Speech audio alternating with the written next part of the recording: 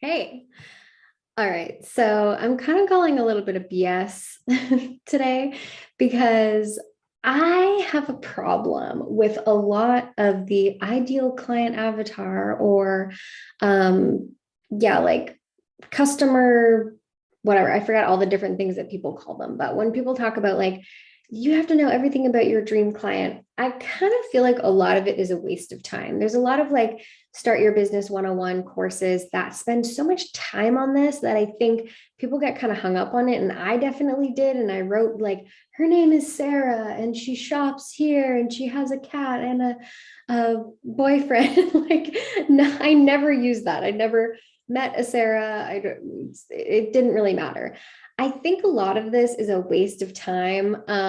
And but I do think that there are a few things that you do need to know about your dream client. So I'm sharing them with you now. If you're getting hung up on this, and you've spent like the last week trying to figure out who your dream client avatar is, and if you're feeling a little bit like pigeonholed by doing that, then you're not alone because I don't necessarily think you have, I do think you need a niche, but I don't think you need to be like so specific with who your person is.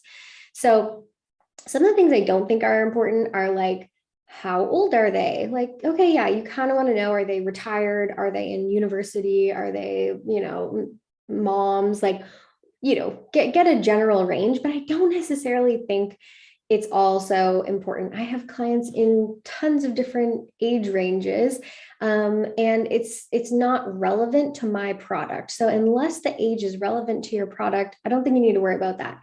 Whether or not they have a partner, unless your product relates to that, you don't need to worry about it. I have people who are single, married, have a partner, divorce. Like, it doesn't really matter that much. Like, I've even seen some of these questionnaires like talk about what people's sexual preferences are. Like, why do we need to know this unless you're making a dating app? Here's what I do think you need to know though. Number one, I think you need to know the vibe of your client. So, who are you talking to?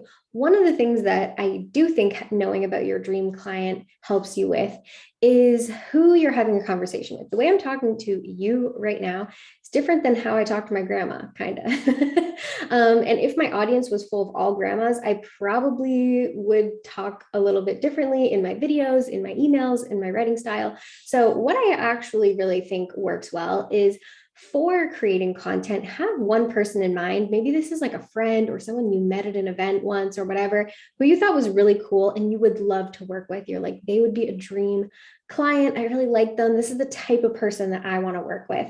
Have them in mind when you're creating content. I think that is very helpful. The second thing that I think is really helpful is the question, who already has this audience? And you want to get creative with this answer. This is one of the questions I ask inside MPQ, because not only can you try to get in front of that audience? So if Marie Forleo has all of my dream clients, I could try to get on Marie TV. It might be difficult, but that might be a great collaboration for me. But simultaneously, when I'm running Facebook ads, I can target Marie Forleo's audience. So if she doesn't have me on Marie TV, which Marie, I'm still open to it, I can still target her audience. Or let's say Dr. Phil had my audience. I can target people who watch Dr. Phil.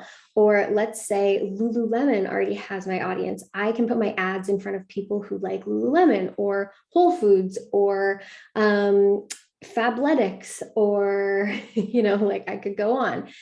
O Magazine. Got some weird references today. Anyway, think about who already has your audience. And I would recommend thinking about it in two different camps. Number one is like the camp of people who you could probably network with and maybe make a connection with, maybe do a joint webinar or offer to teach a class to their clients, or like someone who's a little bit more accessible. And then think about who already has my audience that, maybe Whole Foods is not going to collab with me, although maybe they would, but I could target their audience on Facebook. And so for those things, you want to think about stores, books, magazines, public figures, and not all like, I don't think you can target like, let me think of a good example of someone who's like a big name, but you couldn't target them. Like, Jenna Kutcher, for example, like she's got a pretty big brand, but I don't think you can target her on like Facebook. So you want to think about like bigger brands. Generally, most people who have written a book, you can target them. So that's like a good thing to think about, but that's not always the case. That's kind of just a semi rule. So who already has this audience? How can I get in front of that audience? And then the third thing that I think you really need to understand is what is a problem that my ideal client is struggling with that I have the solution to. This is the only thing you need to know. And, you know, I dive into these questions a little bit more inside the course because I think you can break that down into a few really important steps. But all you need to know about your client is what problem do they have and how are you going to solve it? And what keeps them up at night worrying about that problem? Or what are they worried that they're going to have to give up in order to solve that problem? These are things like getting into the head of your dream client. That's really important. Knowing whether or not they have a cat or a dog, or like, you know, if they take the bus or ride their bike. I don't think those things are important, but knowing like intimately some of the psychological things that your person is struggling with is really going to help you with your marketing and sales in general. And if you don't know those things, maybe that person who you have in mind, who you think they would be a really cool client, reach out to them and see if you could just, you know, go for a coffee, or don't make it weird, but like just ask them a couple questions like, hey, have you ever struggled with, you know, anxiety? If you have, like, what, you know, what did you try or whatever? So think about those things. And if you're struggling with who your dream client could be and you're just really not sure, don't get hung up here. Start making offers, start working with clients, and you're going to get so much more clarity on who this person is as you work with people who are really great fits and also people who are not a great fit. And you're like, oh, that's important to me. I want to make sure that I'm not working with this type of person. So I'm going to include some copy, you know, in my marketing that, you know, doesn't attract that type of person. And you're going to get a lot more clarity as you move on. So that's my PSA. Throw away the you know, ideal client avatar workbook and instead start thinking about who you want to talk to, how you can get in front of them, and what some of the things are that they're struggling with so that you can really relate to them. I hope you found that helpful. And if you've ever done any weird client avatar exercises, I'd love to know about them. Give me a little laugh if you have the time. Okay, see you guys.